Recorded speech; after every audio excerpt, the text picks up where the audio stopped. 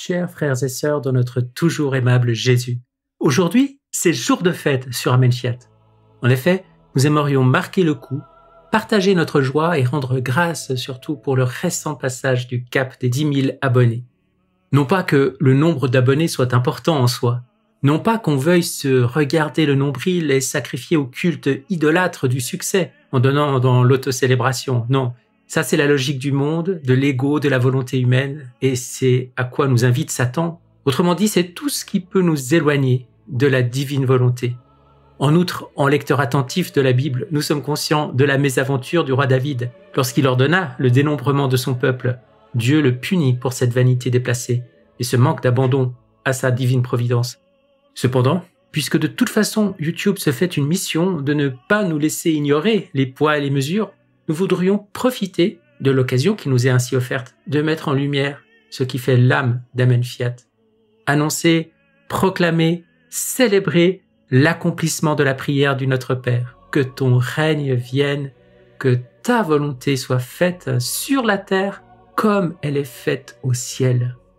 Ce qu'on peut aussi appeler l'évangile du royaume du divin Fiat, confié par Jésus à la servante de Dieu Louisa Picaretta. Un royaume qui est sur le point de conquérir l'Église et le monde. Et c'est là le signe qui nous réjouit tant. À sa modeste échelle, l'essor inattendu de la chaîne Amen Fiat symbolise et préfigure cette vague de la divine sanctification qui monte infailliblement et qui s'apprête à inonder la terre entière. Car le décret du Seigneur va s'accomplir et rien ni personne ne peut y changer quoi que ce soit. Or, dans l'ADN d'Amen Fiat, il y a ce clair appel à l'élargissement des frontières, des points de vue, à la multiplication des enseignements venus de divers horizons. Nous ne sommes pas les disciples de tel ou tel maître, de tel ou tel gourou ou fondateur d'école, non. Notre seul maître, c'est Jésus. Et nous nous formons ensemble à la divine volonté dans la communion de l'Église à travers la diversité des voix, des visages, des expressions, des manières, des expériences, des dons et des talents. Car chacun est unique, singulier et précieux aux yeux de Dieu. En cela, nous sommes grandement confortés et confirmés par ce beau passage du livre du ciel qui nous a été donné à l'heure de préparer cette petite intervention. C'est au tome 19, le 15 mai 1926, et Jésus dit à Louisa « Ma sagesse ne s'adapterait pas à former une seule sainteté, une seule beauté, à communiquer une seule science et ma propre connaissance à tous. Tu dois savoir que, de tout ce que l'on peut donner aux créatures, elles n'en prennent que des petites gouttes, tellement la distance entre le Créateur et la créature est immense.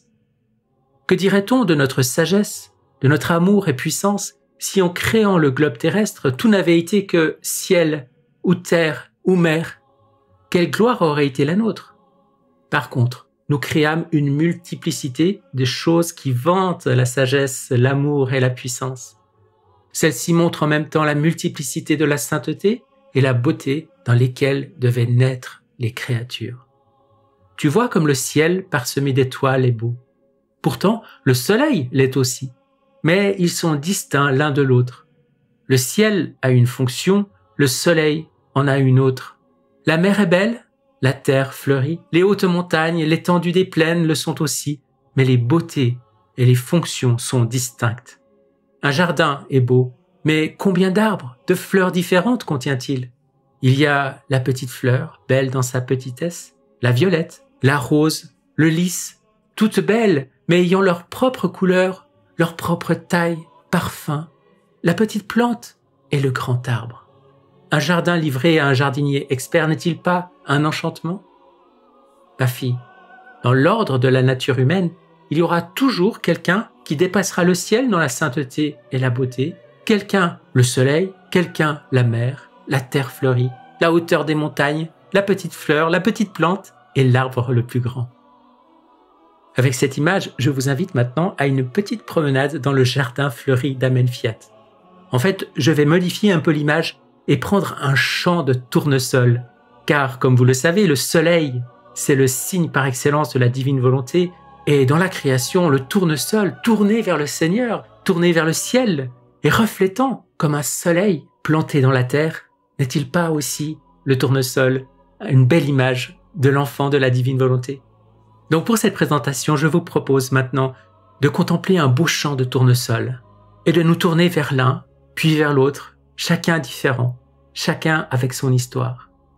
En effet, plusieurs frères et sœurs qui ont déjà contribué de manière variée à créer des contenus publiés sur Amen Fiat ont bien voulu offrir une petite intervention en vue de cette vidéo célébration qui se veut œuvre collective, à l'image de ce qu'est Amen Fiat, un jardin varié de la divine volonté.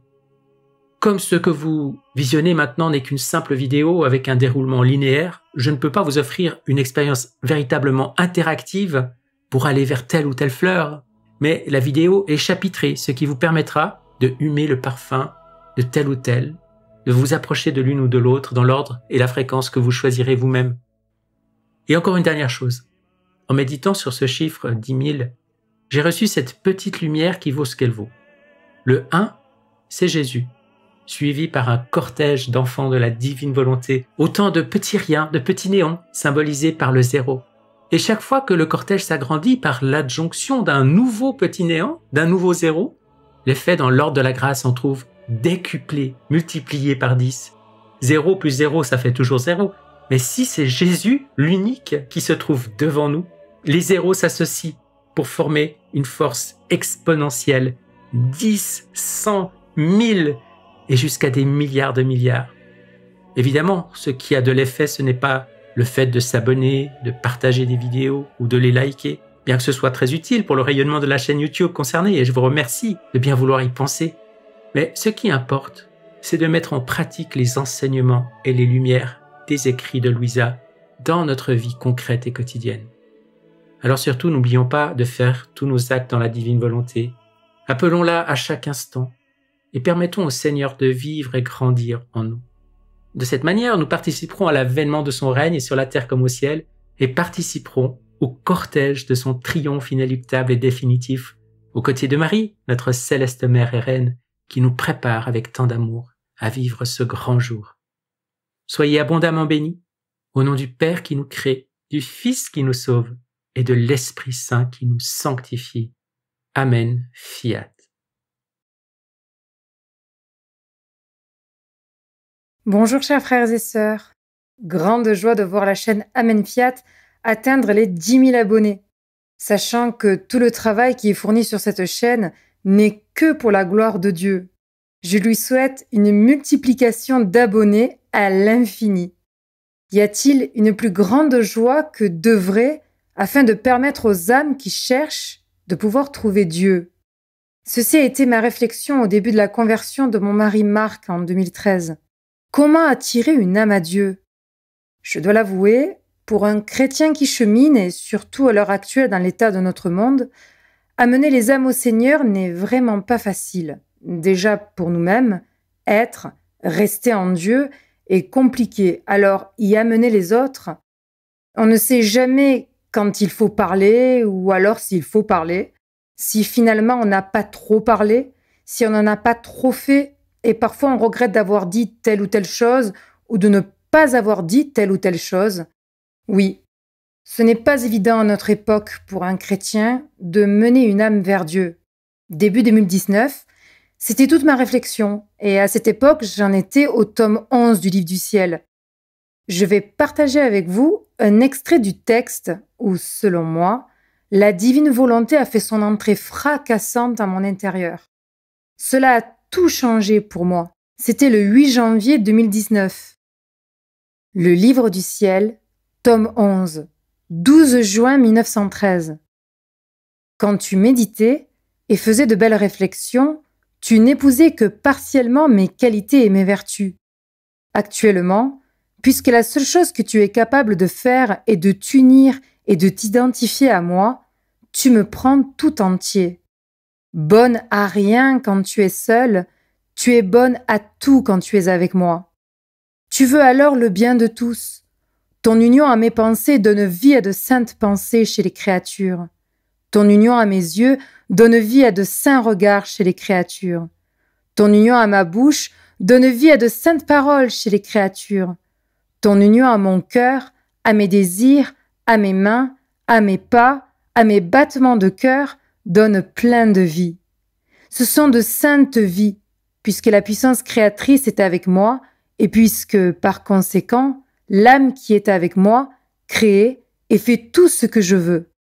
Cette union entre toi et moi, pensée à pensée, cœur à cœur, etc., produit en toi au plus haut degré la vie de ma volonté et la vie de mon amour.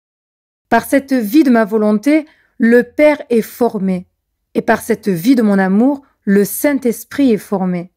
Par les actes, les paroles, les travaux, les pensées et tout ce qui provient de cette volonté et de cet amour, le Fils est formé. Voilà donc la Trinité en ton âme. Ainsi, si nous voulons opérer, il est indifférent que nous opérions par la Trinité se trouvant dans le ciel ou par la Trinité se trouvant dans ton âme sur la terre. Oh là là, rien que de le relire encore aujourd'hui, j'ai des frissons d'amour qui parcourent tout mon être. Quand j'ai lu ce passage à l'époque, une réalité m'a frappée de plein fouet. Je suis bonne à rien sans Dieu. J'ai dans le cœur un désir que le Seigneur me met, lui amener des âmes. Et moi, qu'est-ce que je fais? Je pars seule. Je pars sans lui et je suis bonne à rien. Avec lui, je vais être bonne à tout, car c'est la Trinité qui va venir vivre en moi et agir en et avec moi. Une révélation pour moi, je vous le redis. Ce jour-là, ma vie a basculé. J'ai vu entre mes mains le trésor des trésors. J'ai aussi compris que le Seigneur allait travailler son petit instrument que je suis, afin de le dépouiller et de faire le ménage, car unir ses pensées, ses pas, ses actes, ses œuvres, etc., eh bien, avec la personne entière que je suis, avec un sale caractère, notre pauvre Seigneur, il allait avoir du boulot. Heureusement que notre maman, notre douce maman, est là et travaille toujours avec son fils. Son cœur maternel a toujours la patience, et même encore aujourd'hui, de ramener la petite créature que je suis sur le cœur de Dieu, lorsque ma volonté propre, voudrait me mener au loin.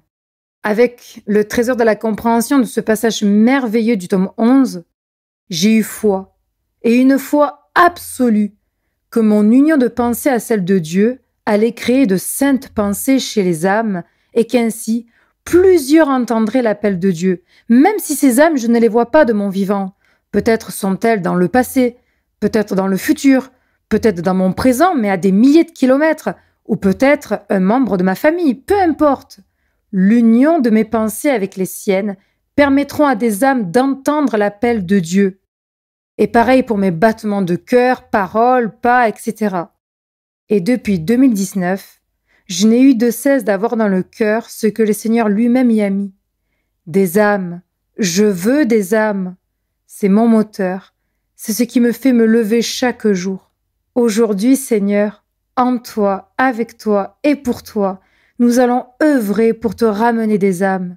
Et même si je ne bouge pas de chez moi, ta divine volonté est œuvrante et agissante sur l'humanité tout entière. Soyez bénis, mes frères et sœurs. Chers amis, chers frères et sœurs dans la divine volonté, je suis très heureux de vous retrouver à la suite de l'invitation de Philippe et de répondre à cette invitation avec amour, allégresse, ce petit temps pour vous partager tout simplement un passage dans le livre du ciel qui me touche et qui pour moi est un point clé pour ma vie personnelle, pour cet apprentissage de la vie dans la divine volonté et qui, je pense, pour nous est très important pour nous tous. Alors, je confie ce petit moment à notre chère Louisa et je vais vous lire ce petit passage du livre du ciel, tome 12, daté du 14 août 1917, qui fait la différence entre vivre résigné à la divine volonté ou bien vivre dans la divine volonté. Ce petit extrait que vous pouvez évidemment retrouver, je vais lire. Vivre résigné à la divine volonté, c'est se résigner en tout à la volonté de Dieu, autant dans la prospérité que dans l'adversité, voyant en toute chose le règne de Dieu sur sa création, suivant lequel pas même un cheveu ne peut tomber de notre tête sans la permission du Créateur. L'âme se comporte comme un bon fils qui va où son père veut qu'il aille et qui souffre ce que son père veut qu'il souffre. Être riche ou pauvre lui est indifférent. Il est content de ne faire que ce que veut son père. S'il reçoit l'ordre d'aller quelque part pour s'occuper d'une affaire, il y va simplement parce que son père le veut. Cependant, ce faisant, il se rafraîchit, s'arrête pour se reposer, manger, échanger avec d'autres personnes, etc. Ainsi, il se sert beaucoup de sa propre volonté, sans oublier cependant qu'il va là parce que c'est ainsi que son père le veut. Et en beaucoup de choses, il trouve l'occasion de faire sa propre volonté. Ainsi, il peut être des jours et des mois loin de son père, sans que la volonté de son père lui soit spécifiée en toute chose. Ainsi, pour celui qui ne vit que résigné à la divine volonté, il est presque impossible qu'il ne fasse pas intervenir sa propre volonté. Il est un bon fils, mais il ne partage pas en tout les pensées, les paroles et la vie de son Père céleste. Pendant qu'il va, revient et parle à d'autres personnes, son amour est intermittent. Sa volonté n'est pas en communication continuelle avec celle du Père, et ainsi il entretient l'habitude de faire sa propre volonté. Néanmoins, je crois que c'est là le premier pas vers la sainteté. Vivre dans la divine volonté signifie ne rien faire par soi-même, parce que dans la divine volonté, l'âme se sent incapable de quoi que ce soit par elle-même. Elle ne demande aucun ordre et n'en reçoit pas, parce qu'elle se sent incapable d'aller seule. Elle dit « Si tu veux que je fasse quelque chose, faisons-le ensemble, comme une seule personne. Si tu veux que j'aille quelque part, allons-y ensemble, comme une seule personne. » Ainsi, l'âme fait tout ce que le Père fait. Si le Père pense, elle fait siennes ses pensées. Elle n'a aucune autre pensée que les siennes. Si le Père regarde, parle, travaille, marche, souffre ou aime, elle regarde ce que le Père regarde, répète les paroles du Père, travaille avec les mains du Père, marche avec les pieds du Père, souffre les mêmes souffrances que le Père et aime ce qu'aime le Père. Elle ne vit pas à l'extérieur, mais à l'intérieur du Père. Et ainsi, elle est une parfaite réplique de lui, ce qui n'est pas le cas pour celui qui vit seulement résigné. Il est impossible de trouver cette âme sans le Père ou le Père sans cette âme. Et cela n'est pas qu'extérieur. Tout son intérieur est entrelacé avec l'intérieur du Père, transformé en lui. Oh, le vol rapide de cette âme! Pour l'âme qui vit dans la divine volonté, il est impossible de faire quoi que ce soit par elle-même. Ses travaux humains, même sains, lui donnent la nausée, parce que les choses de la divine volonté, même les plus petites, ont un aspect différent. Elle acquiert une noblesse divine, une splendeur divine et une sainteté divine. Également une puissance divine et une beauté divine. Ces qualités divines se multiplient indéfiniment en elle et en un instant, elle fait tout. Après avoir tout fait, elle dit « Je n'ai rien fait. C'est Jésus qui a tout fait, et c'est là mon bonheur. » Jésus m'a fait l'honneur de me recevoir dans sa volonté, ce qui me permet de faire ce qu'il a fait. L'ennemi est incapable de troubler cette âme, qu'elle ait fait son travail bien ou pauvrement, qu'elle ait fait peu ou beaucoup, parce que tout a été fait par Jésus et elle, ensemble. elle est paisible, non sujette à l'anxiété. Elle n'aime pas une personne en particulier, mais elle les aime toutes divinement. On peut dire qu'elle répète la vie de Jésus, qu'elle est sa voix, les battements de son cœur, la mère de ses grâces. En cela seulement, je crois, consiste la vraie sainteté. L'âme qui vit dans la divine volonté est le sourire de Jésus. Elle est détachée de tous, même de ses directeurs spirituels. Jésus est tout pour elle. Elle n'est le chagrin de personne. L'air saint qu'elle dégage embaume tout. Elle inspire l'ordre et l'harmonie pour tous. Jésus, jaloux de cette âme, se fait en elle l'acteur et le spectateur en tout. Pas une seule de ses respirations, une seule de ses pensées ou un seul de ses battements de cœur qui ne soit régularisé par Jésus. Cette âme est si absorbée par la divine volonté qu'elle en oublie presque qu'elle vit en exil. Voilà un de mes passages préférés, ce basculement entre vivre résigné, être un bon fils et être complètement immergé dans la vie de la Sainte Trinité, de la vie dans la divine volonté. Chers amis, chers frères et sœurs, merci pour votre attention et vraiment que le Seigneur Tout-Puissant vous bénisse. Amen.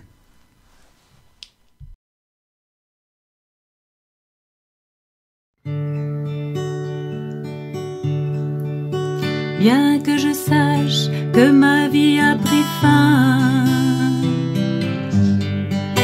et que mon âme a perdu tous ses droits, bien que je sache ma sainteté finie et mes vertus dans une tombe enfouie,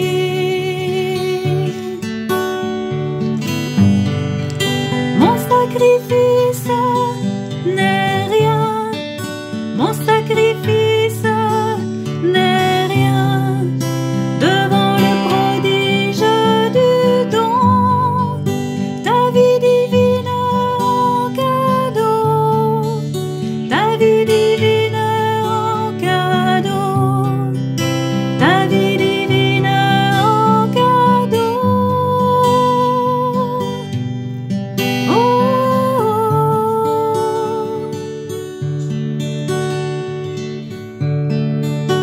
Bien que je sache mes affections rompues, mes souvenirs et mes goûts révolus, bien que je sache ce qui est mien perdu, enseveli à jamais en ta vie, mon sacrifice n'est rien, mon sacrifice n'est rien devant le prodige du don, ta vie divine en cadeau, ta vie divine en cadeau, ta vie divine en cadeau.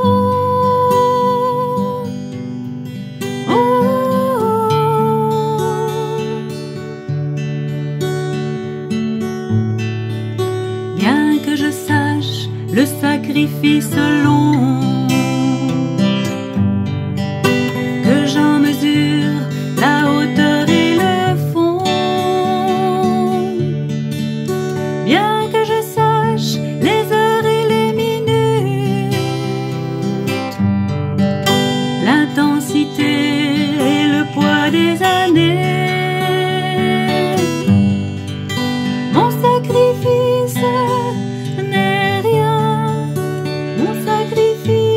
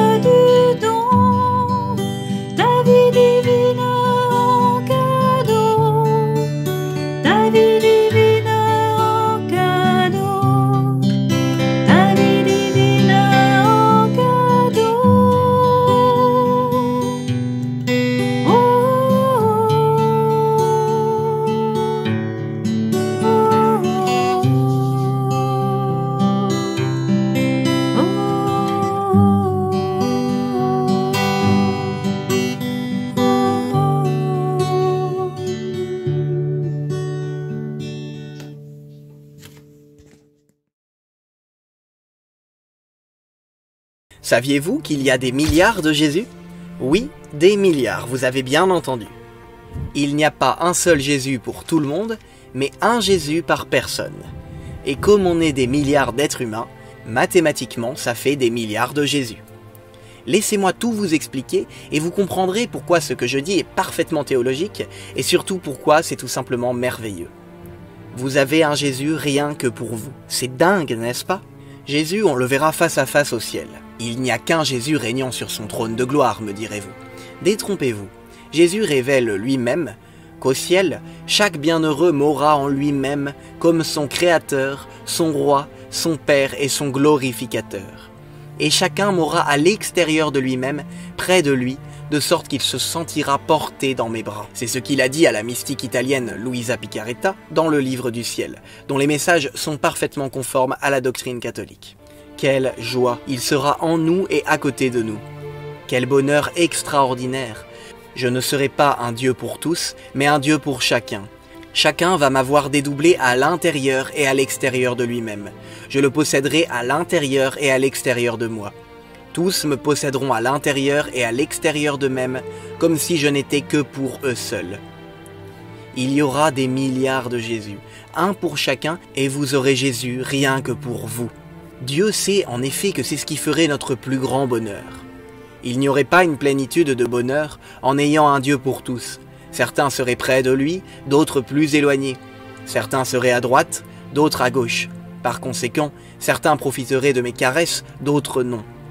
Certains se sentiraient plus aimés et plus heureux à cause de ma présence auprès d'eux, et d'autres non.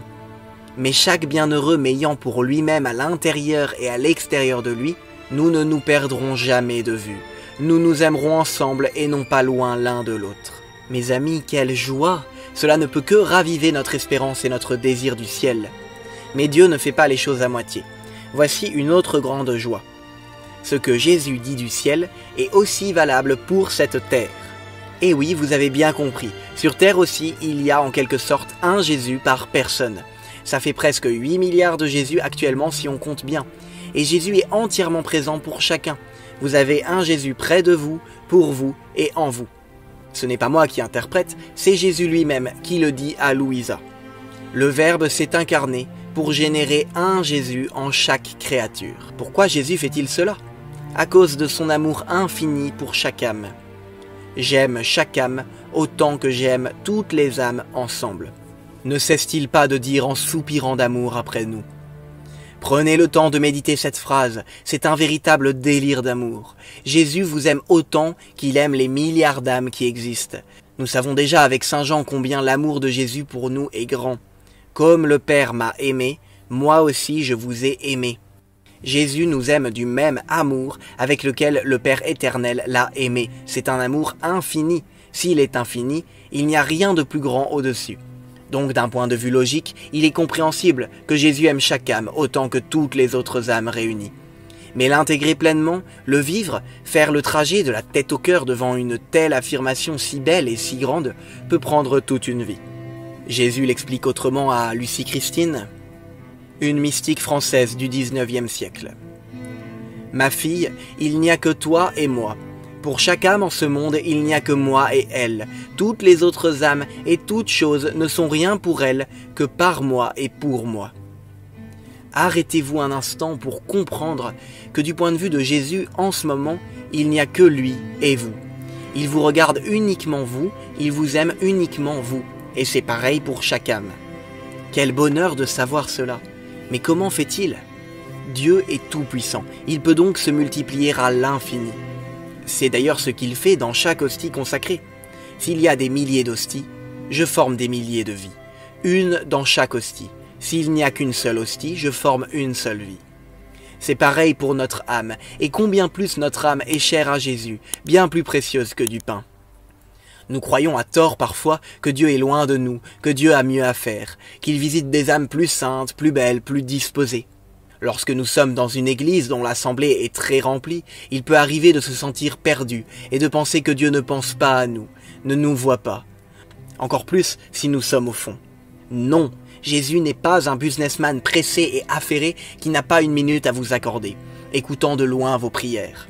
Il est là tout le temps pour vous, uniquement pour vous, n'ayant rien d'autre à faire que de vous aimer et d'être avec vous. Rejetons ces pensées néfastes qui nous font croire que Dieu est loin de nous, qu'il est trop occupé, et remplaçons-les par des actes de confiance. Seigneur, maintenant, je crois que tu es proche, que tu es juste à côté de moi, et en moi, comme s'il n'y avait que moi, parce que tu m'aimes infiniment. Oui, Jésus le dit aussi à Louisa, c'est un grand malheur de croire que Dieu est loin de l'homme. Ma fille, l'homme a été créé pour être inséparable de Dieu. Et si Dieu n'est pas connu et aimé, c'est exactement parce que l'homme pense que Dieu est l'être loin de lui, comme si nous n'avions rien à faire avec l'homme, ni lui avec nous. Croire que Dieu est lointain fait que l'homme s'écarte de Dieu. Notre divinité n'est pas lointaine, mais proche. Elle est même à l'intérieur de l'homme, et dans tous ses actes. Notre douleur est donc grande de voir les créatures nous tenir à distance et croire que nous sommes loin d'elles. C'est pourquoi elles ne nous connaissent pas et ne nous aiment pas. Croire que nous sommes lointains est l'instrument mortel qui tue l'amour de la créature pour son créateur. L'éloignement brise l'amitié. Qui peut aimer et connaître un être distant ou espérer de lui quelque chose? Personne. Nous sommes obligés de répéter. Nous sommes avec elle, en elle, et il semble qu'elles ne nous connaissent pas. Et alors que leur amour et leur volonté sont loin de nous, parce qu'elles ne nous aiment pas, elles disent que nous sommes loin d'elles.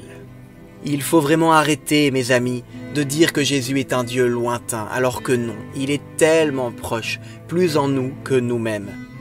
Jésus donne, comme bien souvent, une image à Louisa, pour que nous puissions mieux comprendre pourquoi il voulut se dédoubler en chaque âme. Ma fille, je suis comme un roi qui a de nombreuses reines, et il existe entre chaque reine et le roi un amour qui fait que l'un ne peut pas être sans l'autre. Ce roi forme alors de luxueux palais, il y installe de la musique et les scènes les plus ravissantes pour rendre sa reine heureuse et être heureux avec elle. Si moi je peux me bilocaliser pour chacune d'elles afin que chaque reine soit heureuse de me posséder, ce roi ne le peut pas, et il doit se contenter d'être tantôt avec l'une et tantôt avec l'autre. Déjà, cela rend leur amour malheureux. Ils sont accablés par un amour brisé dont ils ne peuvent pas jouir en permanence. Si je n'avais pas la vertu de me donner à chacune comme si j'existais uniquement pour elle, mon amour me rendrait malheureux en quittant cette créature même un seul instant. N'attendons pas le ciel pour jouir de la présence de Jésus, comme s'il existait rien que pour nous. Car n'oublions pas que la vie dans la divine volonté est la vie du ciel dès cette terre. Lorsqu'une âme dit « Je fais la vie de Jésus », avec Jésus, j'aime comme Jésus et je veux ce que veut Jésus, Jésus le dit bien, ces créatures sont avec moi le retour de la gloire et de l'amour, de création et de rédemption. Demandez la grâce de tout faire avec Jésus, lui qui est là uniquement pour vous.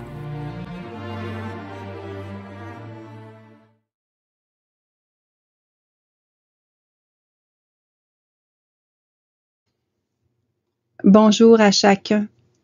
Lorsque j'ai reçu l'invitation de notre frère Philippe, ce que j'avais dans mon cœur de Jésus, c'est encore ce désir de faire connaître et aimer la divine volonté à ceux qui ne la connaissent pas encore, à ceux qui ne comprennent pas. Alors c'est avec beaucoup de joie et avec mon cœur d'enfant que j'ai préparé cette vidéo avec Jésus, par lui, avec lui et en lui. La divine volonté, qu'est-ce que c'est? C'est ce que Dieu veut. Ça, c'est l'explication la plus facile à comprendre, la plus courte. Elle est déconcertante de simplicité. Et tout ce que Dieu veut est parfait. Et dans la divine volonté, nous voulons ce que Dieu veut. Alors ce que Dieu veut, je le veux aussi. Ma volonté est un cadeau de Dieu, mais elle a été créée pour fonctionner dans celle de Dieu. Ce que j'explique souvent aux gens qui viennent nous visiter, c'est comme un moteur, puis il y a plusieurs pièces dans le moteur. Exemple, un piston.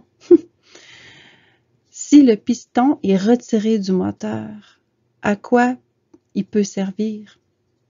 À rien. Alors, le piston a été fabriqué pour fonctionner dans l'ensemble du moteur.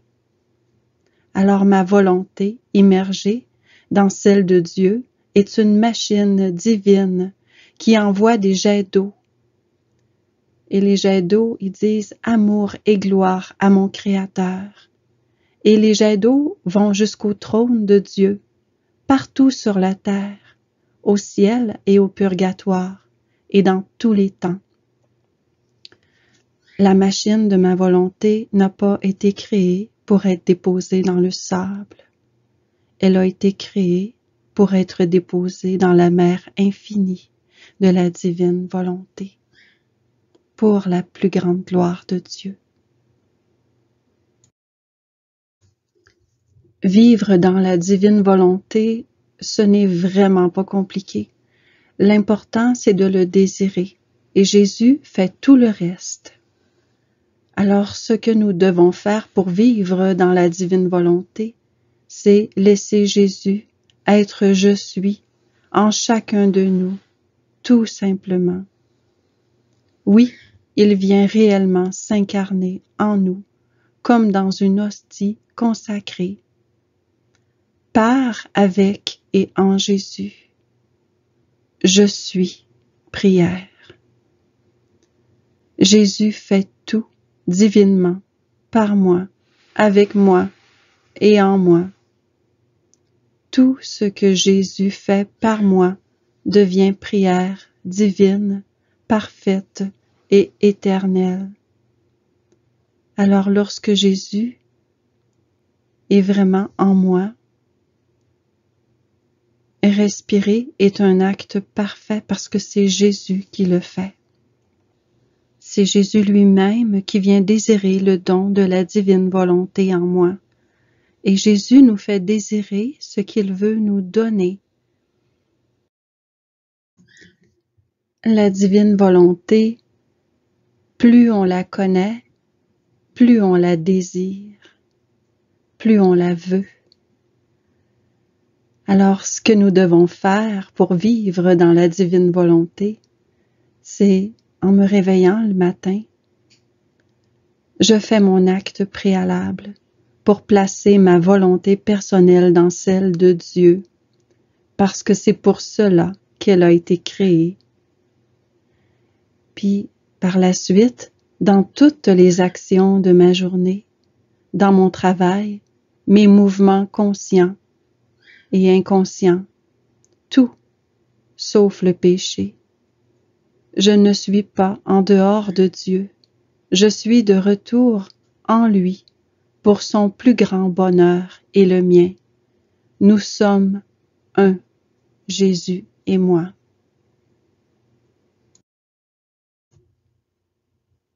On revient à l'ordre, au rang et au but pour lesquels nous avons été créés par Dieu. La communication, l'équilibre, l'harmonie, le bonheur parfait sont rétablis entre le Créateur et son enfant. C'était comme cela au début, avant la chute, dans le péché.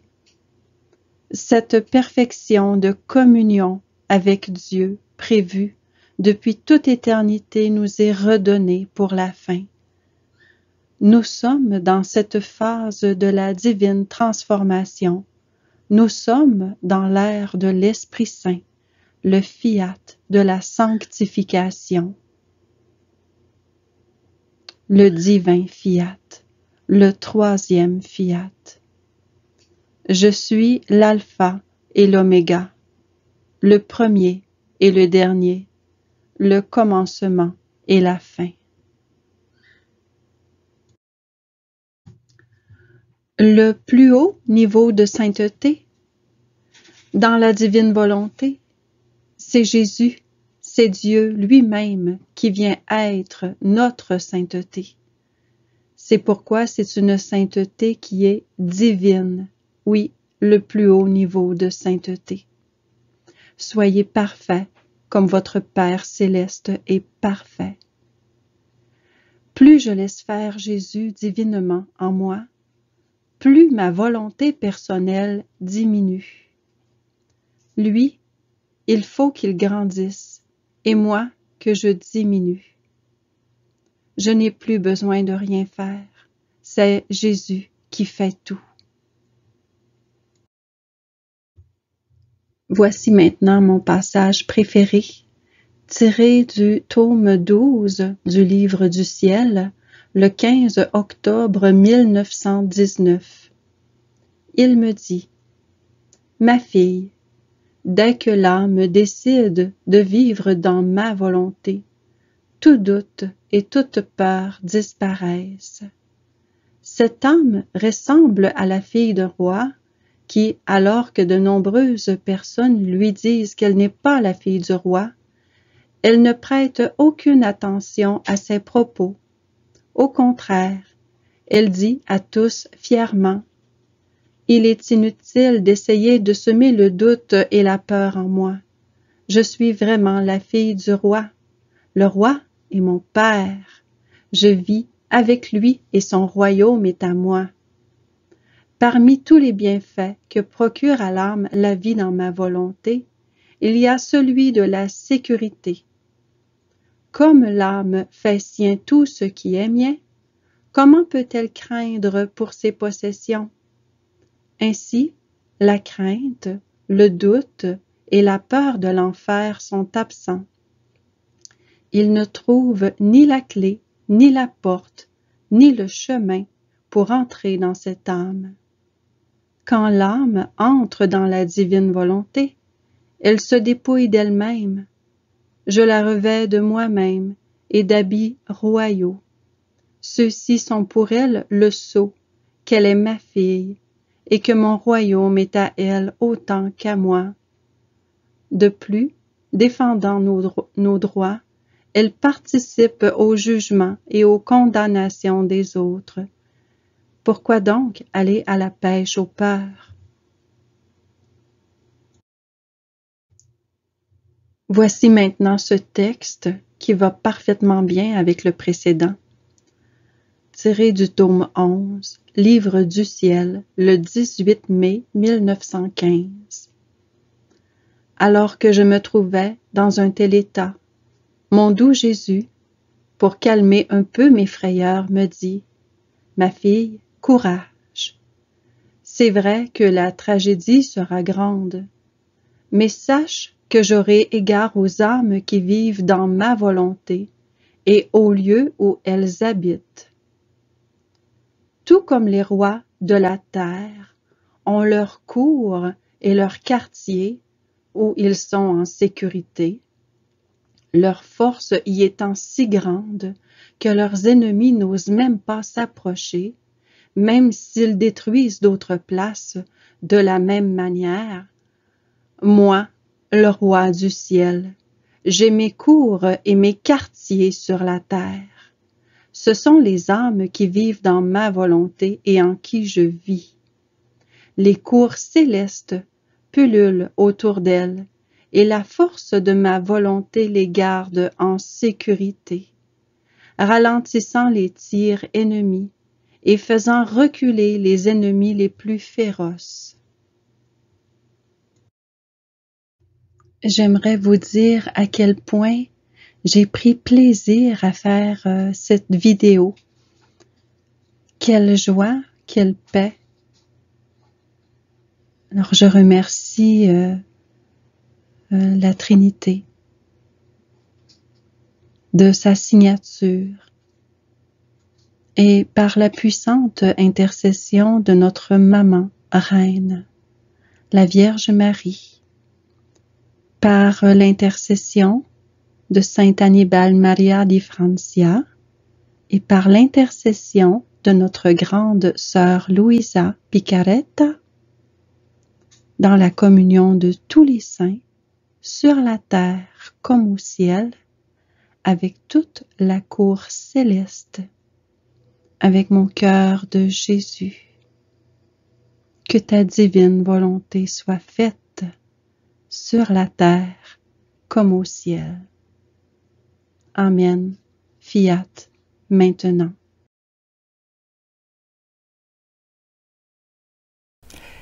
Luisita Picaretta, ti amo, molto grazie. Je veux te remercier, Luisita, parce que tu m'as appris une chose.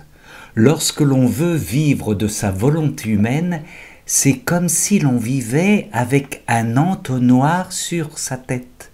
Ça ne sert à rien, c'est stupide. Alors que si je laisse la divine volonté vivre en moi, arroser tout mon être, toute mon âme, alors l'amour trinitaire pense, parle, écoute, chante, loue, prie, aime, vit en moi. Grazie, grazie, molto grazie, Luisita Picaretta. Amen, fiat, ti amo.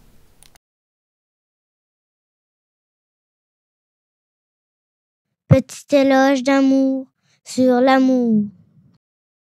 Pour aimer Jésus dans sa divine volonté. Aujourd'hui, c'est en famille que nous voulons vous partager 5 extraits du livre du ciel qui sont intimement soudés sur l'amour. Alors d'emblée, connaître Jésus, ça va, mais est-ce que nous l'aimons? Est-ce que nous l'aimons vraiment? En effet, nos actes seront bien différents en fonction de l'un ou l'autre. Connaître Jésus ou connaître et aimer Jésus. Pour débuter notre propos, voici un extrait du Psaume 35, le 10 janvier 1937.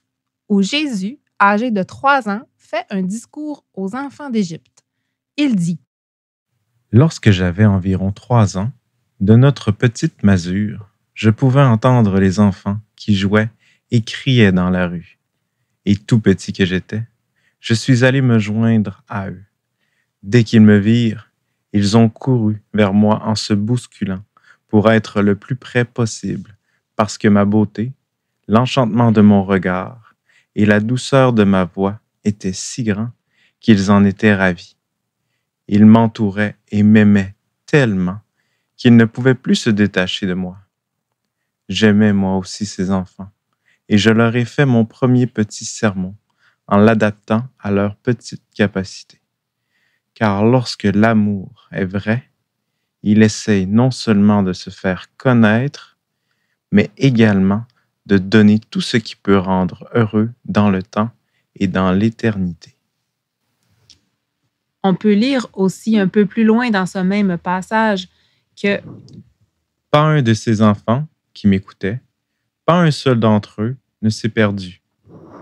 alors il est évident que ces enfants au cœur bien ouvert ont eu toutes les grâces nécessaires pour aimer Jésus durant toute leur vie.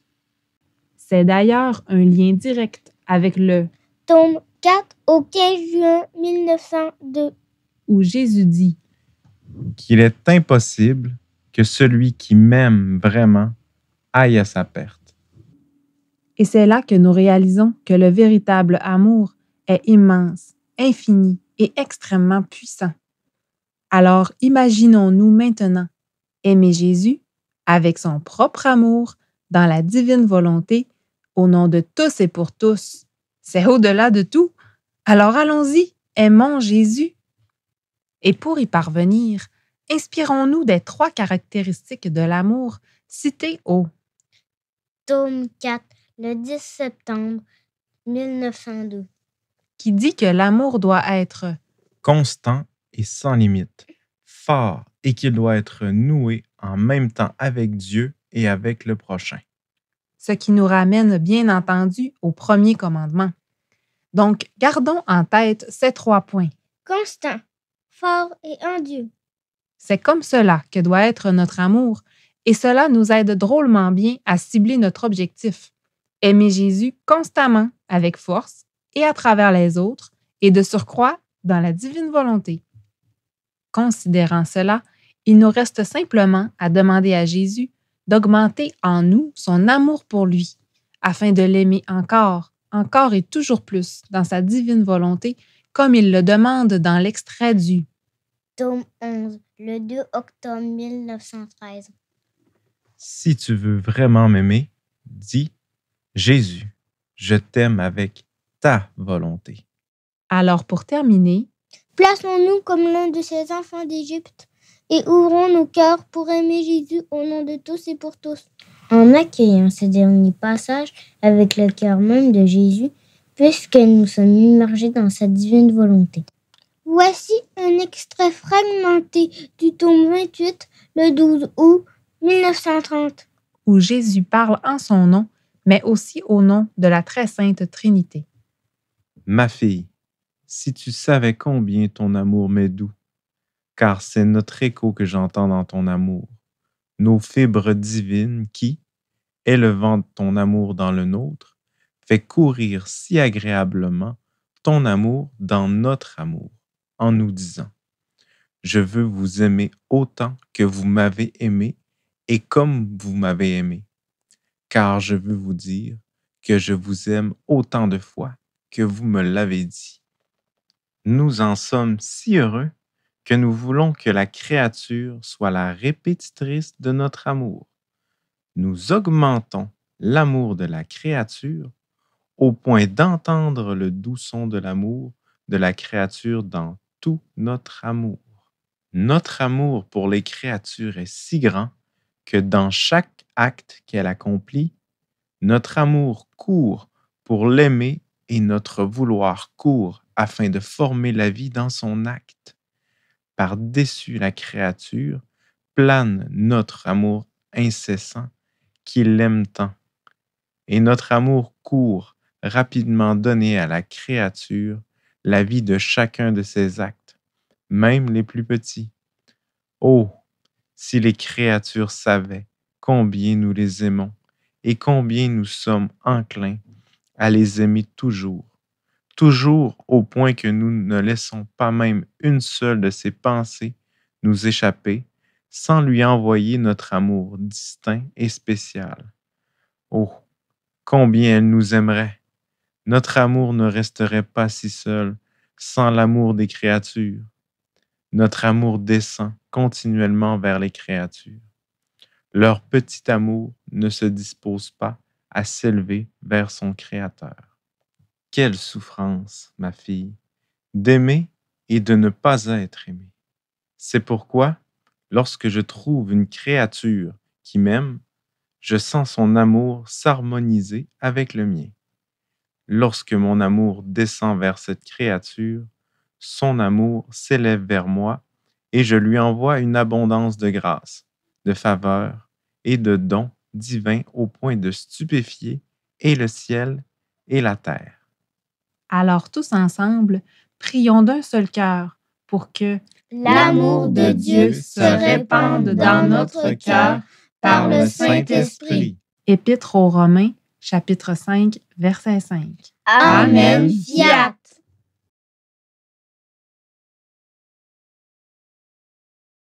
À la demande de Philippe, je viens vous faire un petit témoignage.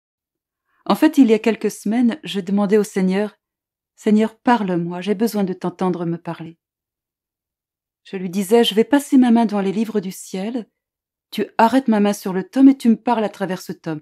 Ça se trouve que c'est un tome que je n'ai pas encore lu. » Et je suis tombée sur le tome 31.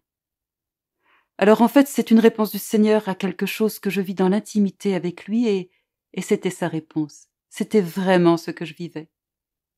Une semaine après, Philippe me demande de partager mon texte préféré de Louisa, pour vous, sur sa chaîne Amen Fiat. Et là, j'étais bien embêtée, hésitante, mais je voulais pas le décevoir. J'ai pas encore lu tous les tomes. Je n'en suis qu'au début du 8e, puisque je n'avance qu'au rythme des enregistrements pour sa chaîne. Alors, j'ai levé les yeux vers la croix au-dessus de mon bureau et j'ai dit « Seigneur, qu'est-ce que tu veux que je dise ? Qu'est-ce que tu veux que je fasse encore pour Philippe ?» Et j'ai repassé ma main devant les livres et je suis retombée sur le tome sans le faire exprès et je l'ai ouvert. Et j'ai dit oh, « Mais Seigneur, tu me fais retomber sur le même texte. Donc je pense que c'est ça que tu veux que je lise. C'est ça que tu veux que je dise. » Et c'est vraiment le texte qui me touche le plus. Alors je vous le partage. C'est un extrait du 16 décembre 1932. Ma fille, Les cieux et la terre sont remplis et inondés de mon amour. Il n'est pas de lieu où mon amour ne ressente le besoin de déborder pour courir à la recherche de cœur et dire ces petits mots. Ma fille, je t'aime, je t'aime. Et toi, dis-moi que tu m'aimes. Et mon amour est toute oreille pour entendre la créature prononcer son je t'aime. Si elle l'affirme, mon amour se sent rassuré dans la créature et il prend son doux repos. Sinon il court, parcourt le ciel et la terre et ne s'arrête pas avant d'avoir trouvé quelqu'un qui lui dise « Je t'aime ». Chaque je t'aime de la créature est un exutoire à mon amour, et cet amour, en entrant dans le mien, est incorporé dans mon propre amour qui a la vertu d'être diffusé en restant entier. Et formant les fissures, l'amour de la créature ouvre sa voie pour décharger mon amour. Cet amour est pur lorsque ma volonté l'anime. Vois-tu alors ce qu'est la longue psalmodie de tes je t'aime? Ce sont autant d'exutoires que tu donnes à ton Jésus, et il m'appelle à venir me reposer dans ton âme. Par conséquent, je veux que tu me dises toujours ton je t'aime. Je veux le voir dans tout ce que j'ai fait pour toi. J'aime toujours l'entendre, toujours. Et lorsque tu ne le dis pas, en soupirant, je dis « Oh, même la petite fille de mon vouloir ne me donne pas un continuel exutoire me permettant de me décharger dans son petit amour. Et je reste là dans ma peine, et j'attends ton cher petit refrain « Je t'aime, je t'aime ». Aime-moi, ma fille, aime-moi, aie pitié de mon cœur blessé qui agonise. Je ne tiens plus, je délire, et comme un amant, j'implore ton amour. Et dans ma hâte, je t'embrasse. Je te serre contre mon cœur pour te faire sentir combien mon amour est ardent et pour qu'au contact de mes flammes, tu sois prise de pitié pour moi et que tu m'aimes. Oh, rends-moi heureux et aime-moi. Lorsque je ne suis pas aimé, je me sens malheureux dans mon amour et j'en arrive à délirer. Et lorsqu'un cœur compatissant est pris de pitié pour moi et qu'il m'aime, je sens mon infortune se changer en bonheur. Alors chacun de tes je t'aime devient un autre petit morceau de bois que tu jettes dans l'océan immense de mon amour et qui, se transformant en une petite flamme, augmente d'un degré ton amour pour ton Jésus qui souffre. Jésus, je t'aime avec ton amour. Je tiens à féliciter Amen Fiat d'avoir atteint le mémorable cap de 10 000 abonnés. Et je suis à la fois honoré et touché d'avoir été invité à participer à votre célébration. Bien que nous traversions une période difficile, je vois l'épanouissement de la divine volonté comme une grande lumière émanant de la France, la fille aînée de l'Église. Un autre signe d'espoir est la résurgence du pèlerinage de Chartres, une dévotion qui est intensément et inconditionnellement catholique. J'aimerais humblement vous offrir cette courte vidéo qui s'inscrit dans ce courant d'espérance, en gage de mon amitié et de mon estime. Que Dieu vous bénisse. Commençons au nom du Père, du Fils et du Saint-Esprit. Amen. Disons pour commencer un court extrait du Livre du ciel tiré du volume 36 à la date du 6 mai 1938. Le royaume de notre volonté est déjà établi. Nous connaissons leur nombre, nous savons qui ils sont et nous connaissons leur nom. Alors comment se fait-il que le royaume de la divine volonté est déjà établi alors que nous voyons tant de rébellions contre le Christ dans ce monde et que la confusion règne aujourd'hui dans l'Église comme jamais? Eh bien, cela a à voir avec l'omniprésence de notre Seigneur. Le règne du royaume des cieux se trouve dans le présent éternel de Dieu. Et le fiat de la sanctification est un décret de Dieu. Il est inévitable et inconditionnel. Il doit s'accomplir. Une question peut donc se poser. En quoi cela n'est-il pas de la prédestination? Nos choix ont-ils une quelconque importance? Oui, nous avons le libre arbitre. Nos choix ont donc de l'importance. Ils sont même très importants. Cependant, Dieu sait déjà tous les choix qui ont été, qui sont et qui seront les nôtres. Il connaît la quantité de purification qui nous est nécessaire. Il sait quand il y aura un nombre suffisant de ceux qui désirent vivre dans la divine volonté et qui appellent sans se lasser que vienne le règne de la divine volonté. Il ne s'agit donc pas de prédestination, c'est la prescience de Dieu qui n'est pas soumise au temps. C'est une manifestation de son omniprésence. Lorsque nous qui sommes à lui comprenons l'omniprésence de Dieu, la confiance germe et grandit dans notre cœur. Luisa Picarreta parlait constamment de s'abandonner à la divine volonté. Mais comment pourrions-nous nous abandonner à la divine volonté si la confiance n'existait pas en nous? De même, nous ne pouvons pas aimer pleinement Dieu si la confiance n'est pas en nous. Et il nous dit que les portes de l'enfer ne prévaudront pas contre son Église et que le royaume de la divine volonté est déjà établi. C'est plus qu'une prophétie. Il nous informe de ce qui existe déjà dans le présent éternel de Dieu. Il le souligne en nous donnant des détails supplémentaires lorsqu'il dit « Je sais leur nombre, je sais qui ils sont et je connais leur nom. » Ainsi, le monde semble se tourner de plus en plus contre le Christ, mais ce ne sont que les derniers râles désespérés d'un ennemi à l'agonie. Rappelez-vous que Jésus a dit à Luisa que pour accomplir son plan, il n'avait besoin que de quelques âmes. Lorsque vous voyez les événements se produire dans le cadre de la providence divine, vous pouvez avoir confiance que son plan et sa volonté sont infiniment justes et infiniment miséricordieux. Livre du ciel, volume 16, le 10 février 1924. Dans ma clairvoyance, Jésus, je vois que ces écrits seront pour mon Église comme un nouveau soleil qui se lèvera au milieu d'elle et que les hommes, attirés par sa lumière rayonnante, s'efforceront de se transformer en cette lumière et de se spiritualiser et de se diviniser. Ainsi, en renouvelant l'Église, ils transformeront la face de la terre. Fiat voluntas tua. Au nom du Père et du Fils et du Saint-Esprit. Amen.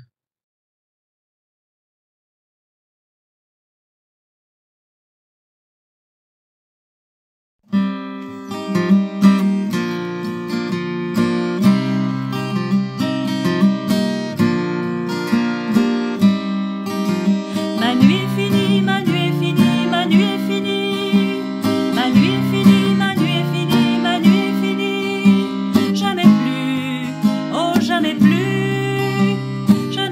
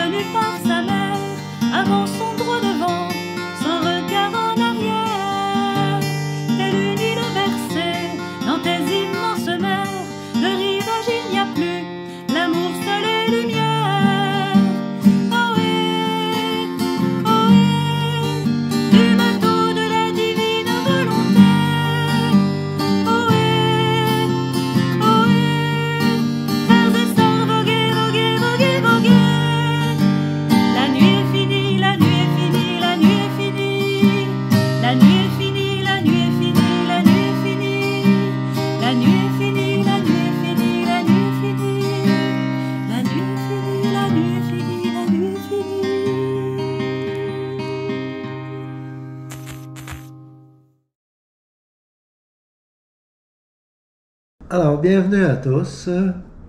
Et d'abord, un mot de félicitation pour Amen Fiat, le site qui maintenant comprend 10 000 abonnés. C'est un défi intéressant.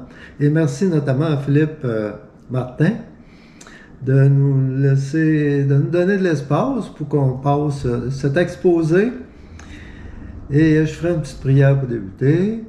Au nom du Père qui m'a créé, au nom du Fils qui me sauve, au nom du Saint-Esprit qui me sanctifie. Amen. Viens, divine volonté en nous tous. Jésus, faisons cette activité ensemble. Répands tes bienfaits sur toute la création. Au nom de tous, je t'aime. Donc, le titre, c'est l'importance du livre du ciel pour une vision intégrée de la fin des temps. L'étude de la fin des temps, c'est l'eschatologie. Puis le livre du ciel, ben, tous savent ce que c'est, mais on résume, c'est entre autres les enseignements du Seigneur à Luisa Piccarreta, pendant 40 ans, colligés dans 36 volumes et approuvés par l'Église Rome. Alors, puisque ça porte sur la fin des temps, est-ce que les gens savent ce que c'est la fin des temps? En tout cas, ici au Québec, notamment, ben, on va dire, c'est pas la fin du monde. Mais la question, c'est quel temps qui précède la fin des temps, puis quel temps va arriver de renouveau. Et même l'Église a une réponse assez incomplète sur cette question de fin des temps. Il y avait le père Martineau qui avait posé une question au cardinal Ratzinger en 1990, qui était préfet de l'époque à ce moment-là. Et le cardinal Ratzinger avait répondu « La question est encore ouverte à la libre discussion, car le Saint-Siège ne s'est pas prononcé définitivement à cet égard. » Donc, le but de notre exposé se veut un point de départ pour mieux saisir la contribution du livre du ciel en vue d'éclaircir le phénomène de la fin des temps. Alors, nous établirons des relations étroites entre le livre du ciel, d'une part, et les Écritures saintes, la tradition de l'Église, le magistère de l'Église. 7 contributions seront identifiées. La première, le Seigneur a dit à Luisa Piccarreta que nous sommes entrés dans le 7e millénaire depuis Adam et Ève. Alors, c'est un positionnement là, qui est bien important. Et une citation du tome 26, 28 avril 1929. Jésus, finalement, à l'humanité, te voilà revenu après 6000 ans. Tu as erré, tu as connu tous les maux, car il n'existe aucun bien en dehors de notre fiat. Tu en as suffisamment fait l'expérience, tu as touché de tes mains ce que signifie sortir de notre fiat et entrer dans le fiat humain. Alors n'en sors plus jamais et viens te reposer et jouir avec nous de ce qui est à toi, car dans notre vouloir, tout a été donné. Donc, fin de citation, Adam et Ève sont sortis du fiat de la divine volonté et c'est à nous à y retourner un à un. Deuxième point.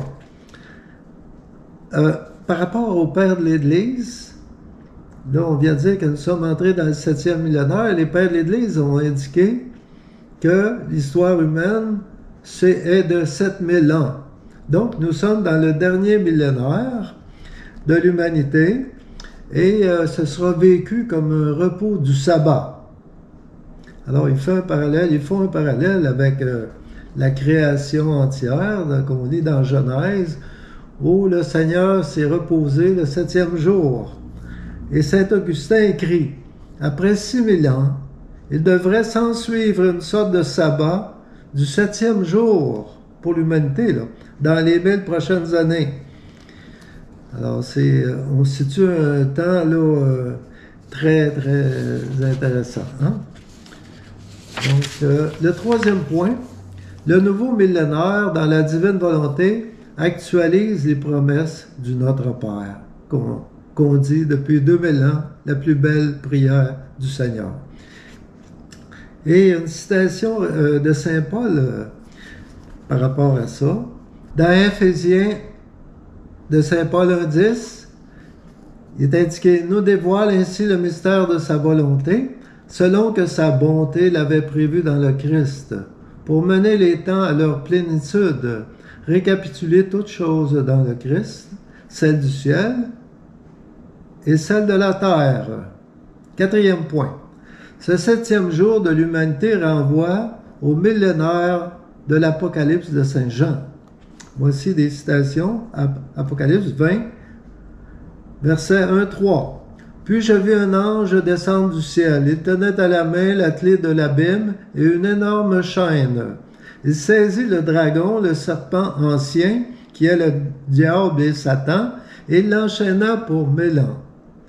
Puis dans Apocalypse 24, ceux qui n'avaient pas adoré la bête ni son image, donc l'Antichrist, et qui n'avaient pas reçu la marque sur leur front et sur leurs mains, ils revinrent à la vie et ils régnèrent avec le Christ pendant 1000 ans. Donc, d'autres relations importantes. 5e point. De plus, Jésus annonce pour le début de ce millénaire un renouvellement universel, ce qui explique la confusion actuelle dans le monde, nous dit-il.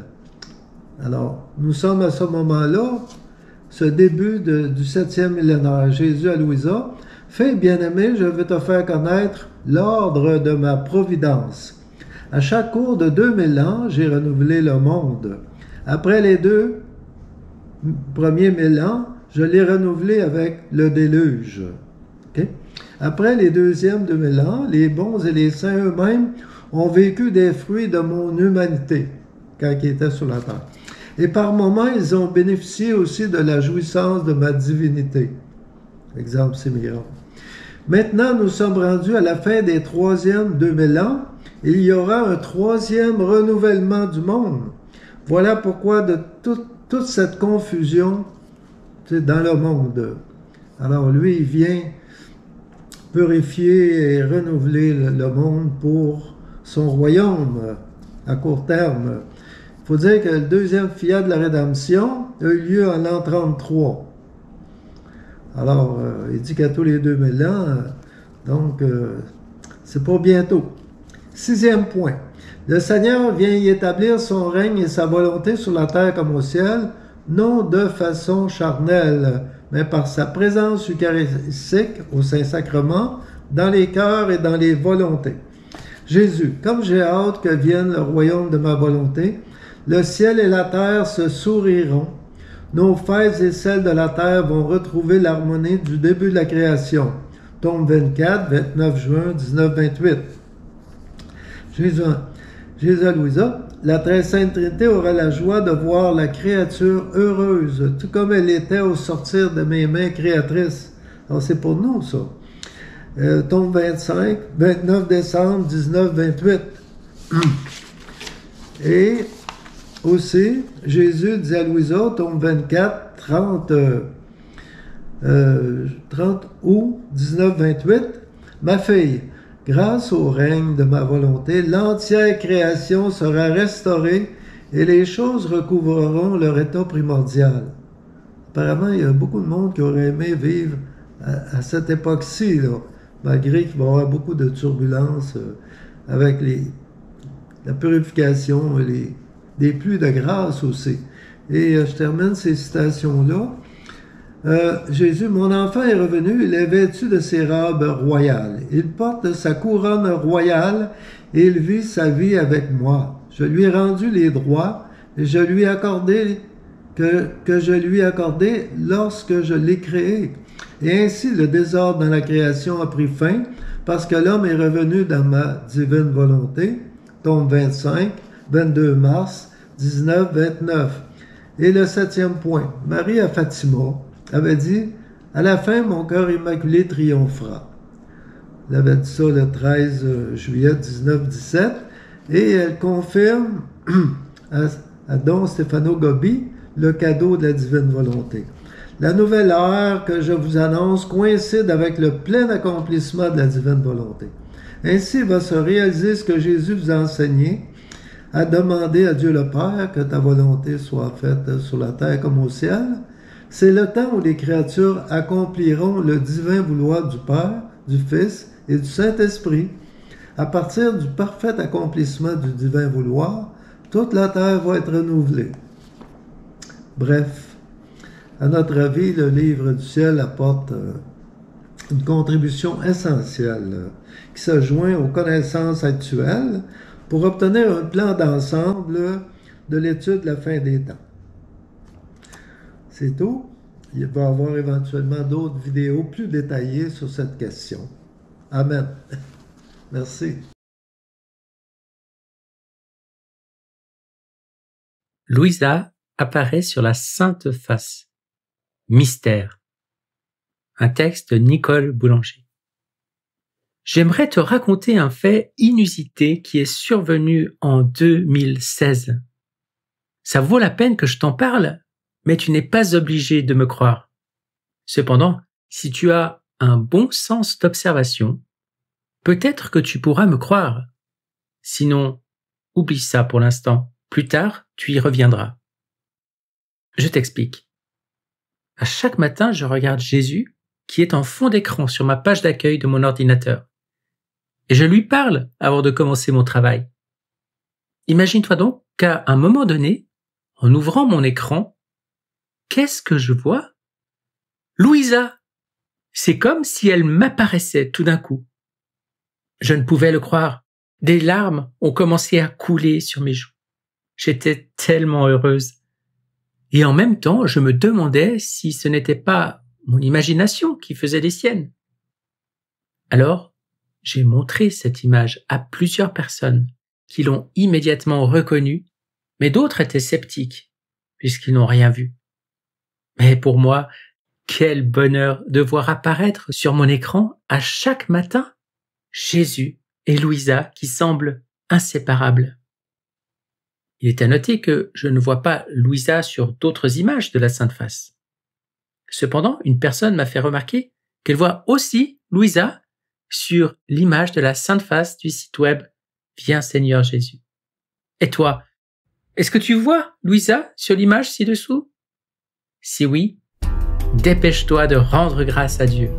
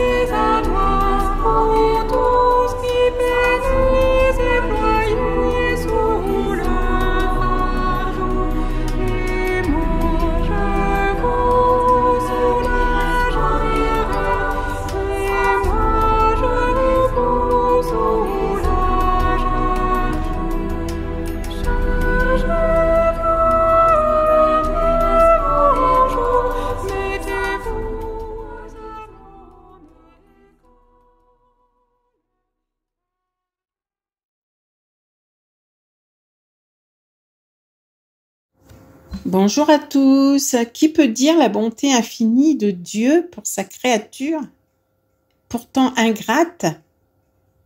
Triste est ce que l'homme dit le Seigneur. Et pourtant, le plan d'amour de Dieu dans le livre du ciel, c'est inouï. Frères et sœurs, oui, disons tous, quelle est belle ta création, Seigneur, que tes œuvres sont belles, que tes œuvres sont grandes. Seigneur, Seigneur, tu nous combles de joie. Je voudrais partager avec vous un extrait du tome 19 du 27 août 1926 du livre du ciel de Jésus à Louisa Picaretta. Jésus dit, ma fille, que nos œuvres sont belles, elles sont notre honneur et notre gloire éternelle. Elles restent toutes à leur place, chaque chose créée remplit parfaitement sa fonction. Jésus me montra toute la création entière, dit Louisa. Comment toutes les choses créées restaient à leur place. celle voulue par Dieu, et par conséquent dans un ordre parfait, en parfaite harmonie entre elles. Et parce qu'elles restent à leur place, la volonté suprême maintient leur existence entière, belle, fraîche, toujours nouvelle, et l'ordre leur apporte à toutes un bonheur commun et une force universelle. Quel enchantement de voir l'ordre et l'harmonie de toute la création. Et l'homme, dirons-nous.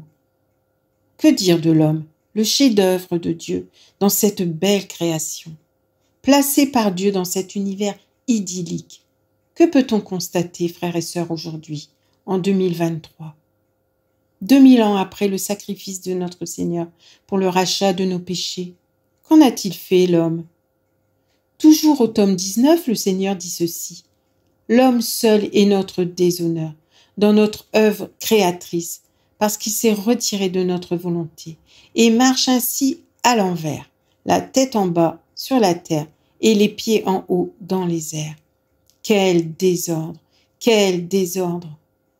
En vérité, frères et sœurs, l'homme veut dominer sur l'homme à son propre détriment, comme il est dit dans le livre de l'Ecclésiaste, chapitre 8 et verset 9. En fait, tout n'est qu'intérêt personnel et domination sur les peuples. L'homme, en marchant la tête en bas, comme dit le Seigneur, il rampe sur la terre, il est bouleversé, il se transforme lui-même. Sa vue n'a pas l'étendue nécessaire pour être capable de voir. Il ne peut pas voyager dans l'espace pour connaître les choses, ni se défendre lorsque l'ennemi est derrière son dos. Il ne peut pas aller très loin parce que le pauvre, dit le Seigneur, doit se mouvoir sur la tête au lieu de marcher. Car c'est aux pieds qu'il appartient de marcher, alors que la fonction de la tête est de dominer. Ainsi, faire sa propre volonté constitue la véritable et totale chute de l'homme et le désordre de la famille humaine. Que se passe-t-il, frères et sœurs, si on laisse des enfants faire leur propre volonté au sein d'une famille? Ne serait-ce pas la pagaille, le désordre et même le danger pour tous? Ainsi en est-il pour la famille humaine, pour l'humanité. Adam, le premier homme, s'est détaché de la volonté divine en écoutant la petite voix du menteur. Et c'est toujours d'actualité, frères et sœurs. Nous vivons un vrai combat spirituel. L'homme en est-il conscient? 2000 ans après la venue de Dieu sur terre, en Jésus, qui a donné sa parole d'amour, qui a fait des miracles, qui a parlé du royaume de Dieu, du royaume de paix et qui a donné sa vie pour rançon correspondante au don perdu d'Adam pour nos péchés. L'homme perdure dans son erreur de vouloir vivre par sa propre volonté. L'homme veut dominer sur toute chose sans Dieu, alors qu'il a perdu tous les dons préternaturels dont la science infuse. Que peut-il faire l'homme seul? Oui, vraiment, quel désordre! À tous les niveaux, on peut le constater chaque jour. Ce qui me fait vivre et espérer, et il en est ainsi certainement pour vous aussi, frères et sœurs, c'est l'infinie bonté et amour de notre Seigneur envers sa créature. Car le Seigneur parle toujours à ses enfants, aujourd'hui et toujours. Déjà par le biais de sa révélation, certes close mais non explicitée, il parle toujours aujourd'hui, oui, par des révélations privées, dont certaines reconnues par l'Église catholique, comme il est dit dans le catéchisme de l'Église catholique au numéro 67. Notre Seigneur rappelle sa créature inlassablement et particulièrement dans le livre du ciel, dont il donne lui-même le titre, rappel de la créature à l'ordre, à la place et au dessein pour lesquels Dieu l'a créée.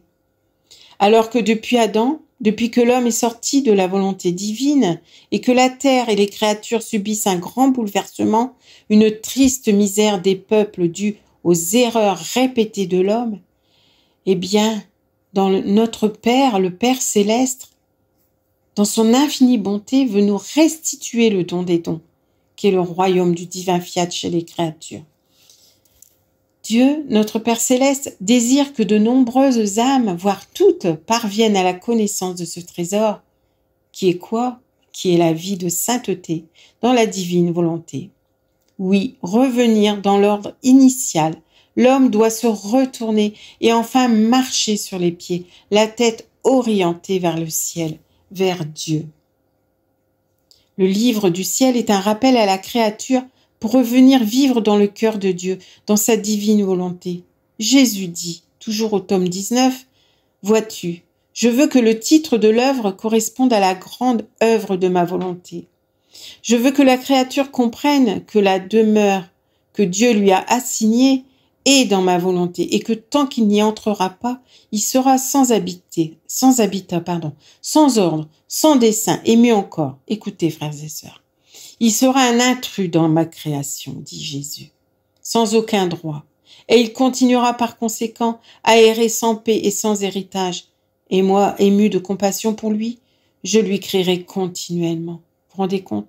Le Seigneur est toujours là, présent, derrière chaque créature, pour lui chuchoter à l'oreille.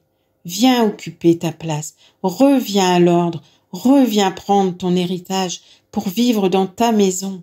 Oui, la planète Terre, c'est notre habitat, hein?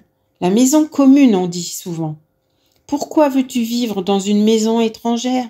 Pourquoi veux-tu occuper une terre qui n'est pas la tienne?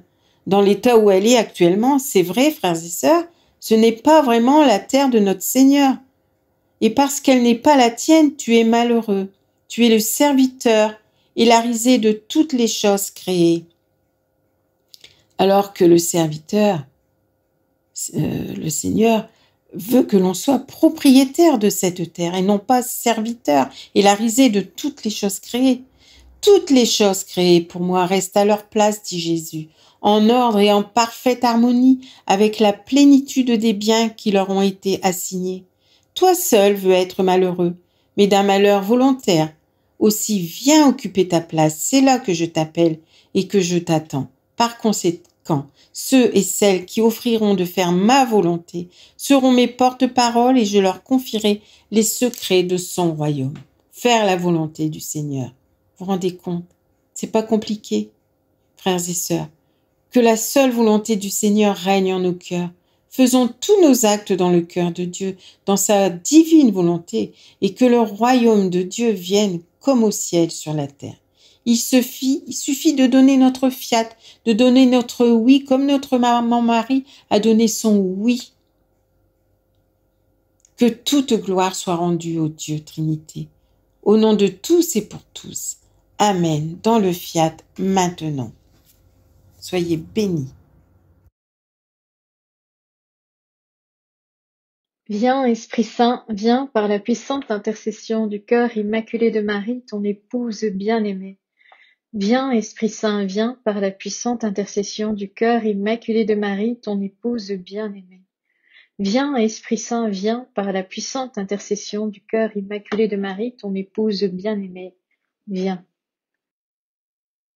Livre du ciel, tome 4, le 27 mars 1902. À propos de la justice.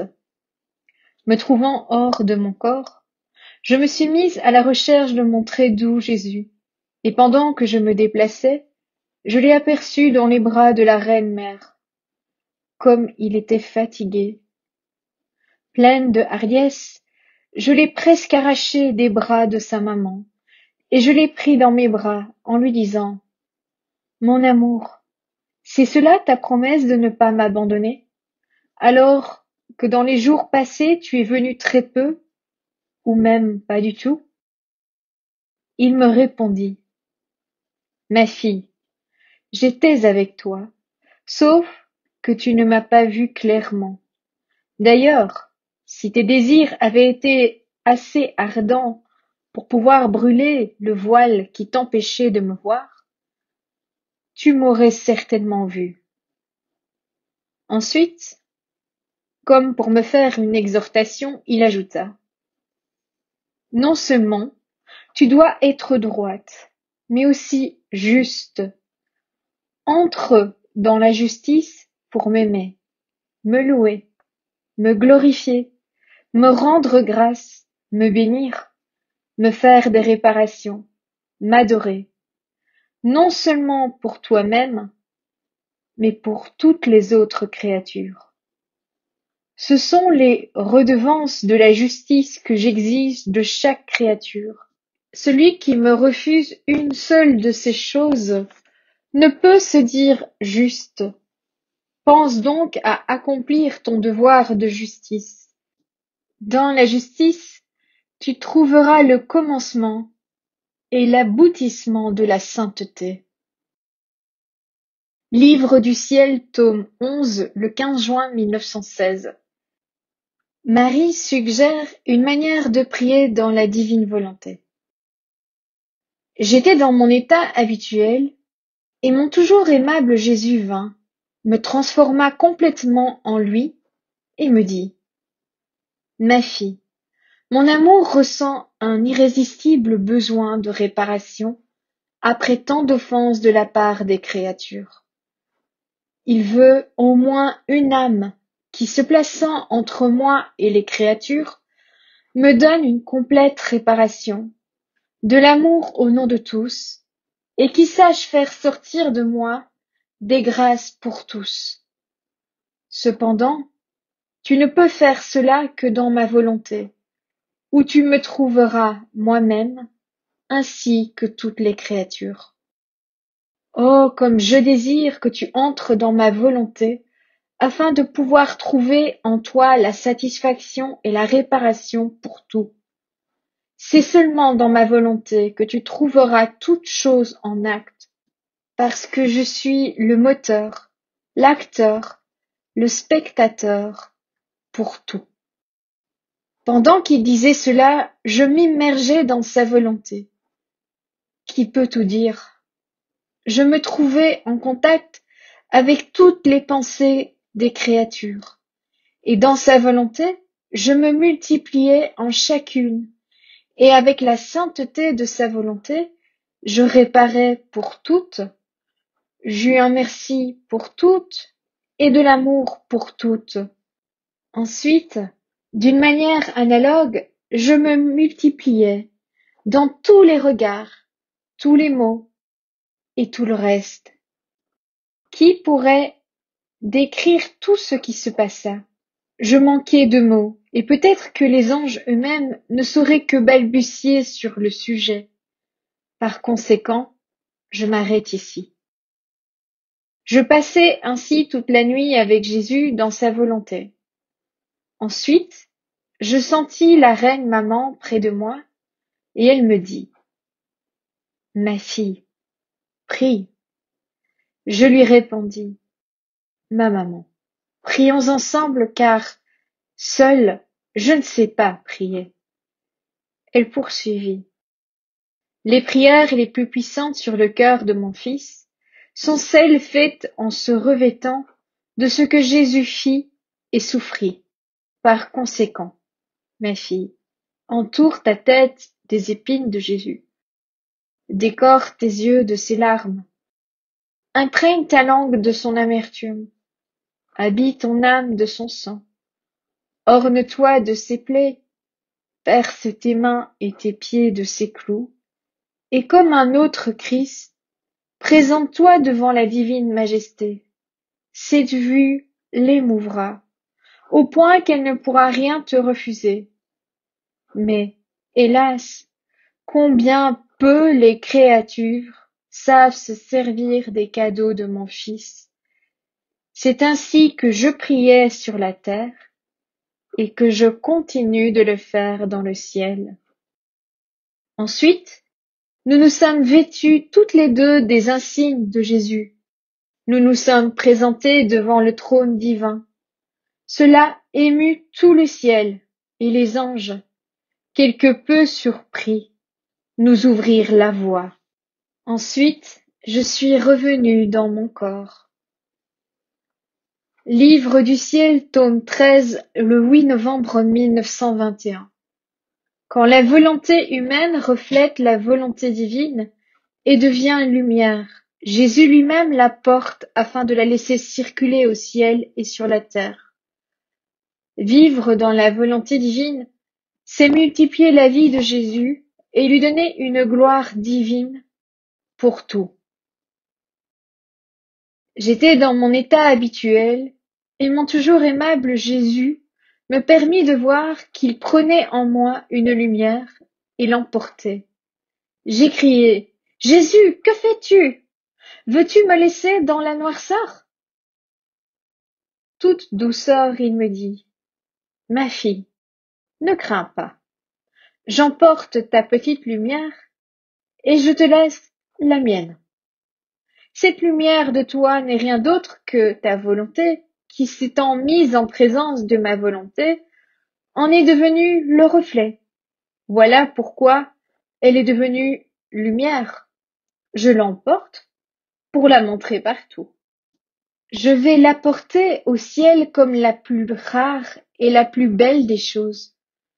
Voilà ce qu'est la volonté humaine lorsqu'elle est devenue le reflet de la volonté du Créateur. Je la montrerai aux personnes divines afin qu'elles reçoivent les hommages et l'adoration de leur image, la seule qui soit digne d'elle. Ensuite, je la montrerai à tous les saints pour que eux aussi reçoivent la gloire de ce reflet de la divine volonté dans la volonté humaine. Finalement, je lui ferai traverser toute la terre afin que tous participent à un si grand bien. J'ai immédiatement ajouté: Mon amour, pardonne-moi. Je pensais que tu voulais me laisser dans la noirceur. C'est pourquoi j'ai dit: Que fais-tu? Mais lorsqu'il est question de ma volonté, alors, par tous les moyens, emporte-la et fais-en ce que tu veux. Pendant que Jésus portait cette petite lumière de ma volonté dans ses mains, je ne sais comment expliquer ce qui est arrivé, parce que les mots me manquent. Je me souviens seulement qu'il mit la petite lumière devant lui et que je reçus tous ses rayons, de telle façon que j'ai reproduit Jésus. Chaque fois que ma volonté faisait des actes, un autre Jésus était formé. Alors Jésus me dit: Vois-tu ce que signifie vivre dans ma volonté? Cela veut dire multiplier ma vie autant de fois que l'on veut reproduire tout le bien que ma vie contient. Après cela, j'ai dit à mon Jésus: Ma vie, j'entre dans ta volonté afin d'être capable de rejoindre tout le monde et toutes choses, de la première à la dernière pensée, du premier au dernier mot, de la première à la dernière action, le pas qui a été engagé, celui qui le sera. Je veux tout sceller avec ta volonté, afin que de tout, tu puisses recevoir la gloire de ta sainteté, de ton amour, de ton pouvoir, et que tout ce qui est humain reste couvert, caché et estampillé par ta volonté, pour que rien d'humain qui ne te rende pas gloire ne subsiste. Pendant que je disais cela, mon doux Jésus vint. Il jubilait et il était accompagné d'un grand nombre de saints. Il me dit: Toute la création me dit: Gloire, gloire. Tous les saints ont répondu: Vois, ô Seigneur, comme nous te rendons gloire divine en toutes choses. Il y eut un écho qui vint de toutes les directions, répétant: En toutes choses, nous te rendons amour et gloire divine. Jésus ajouta: Bénis êtes-vous, toutes les générations vous diront bienheureux. Mon bras accomplira des œuvres puissantes en vous. Vous serez la réverbération divine, remplissant la terre entière, vous obtiendrez pour moi, de toutes les générations, la gloire qu'ils m'ont refusée. Je devins confuse et très inquiète d'entendre tout ça, et je ne voulais pas écrire à ce sujet. Me caressant, Jésus me dit: Non, non, tu le feras, parce que je le veux. Les choses que je t'ai dites feront l'honneur de ma volonté. J'ai voulu moi-même rendre un juste hommage à ma volonté. En fait, je n'ai rien dit en comparaison de ce que j'aurais pu dire.